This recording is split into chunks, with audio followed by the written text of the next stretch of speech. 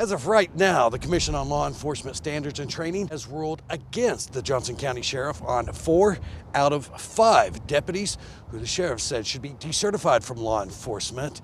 Now today, inside Arkansas State Police headquarters, the sheriff told the commission that he thinks some of the members are biased against him. But the chairman of the commission says they're doing the best they can with what information they have. The message they send is that excessive force is okay. If this is the standard, then I don't need to be a law enforcement in Arkansas. And you're serious? I'm serious. Tell me where else that's a standard. Thank you, sir. I take offense to that. Accusation being thrust upon Then me. you should speak to the citizens of your state. Thank you. The prosecutor made that decision, sir. I sent it back to the prosecutor based on what was in your agency's report that wasn't given to me. That's Johnson County Sheriff Tom Hughes addressing members of the Arkansas Commission on Law Enforcement Standards and Training. My intentions are to make sure that bias is not shown towards sheriffs and police chiefs when they come in to give a statement. Hughes was appointed sheriff in Johnson County in 2023 after the former sheriff pleaded guilty to a drug charge and resigned.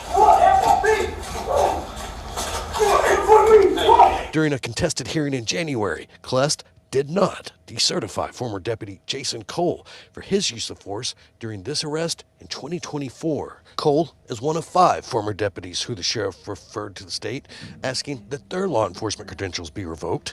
Hughes says he did not have the results of the state police use of force investigation until after the January hearing, and he says he had to send a Freedom of Information request to get it. I have investigations, but I have not been allowed to present them before Klest. We make our decisions based on facts presented to us. Doc Holliday is chairman of the commission that's made up of current and former sheriffs, police chiefs, as well as members of the public. So we're not trying to be biased. We're not trying to be taking one side or the other. We just make a decision based on the information that's provided to us and the evidence that is provided. Attorneys for Cole say that a state police investigation and the prosecutor also cleared the former deputy of using excessive force.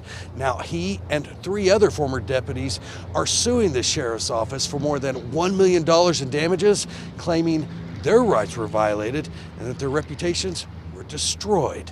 The sheriff says he cannot comment about the pending lawsuit just yet. In Little Rock, Brett Rains, 4029 News.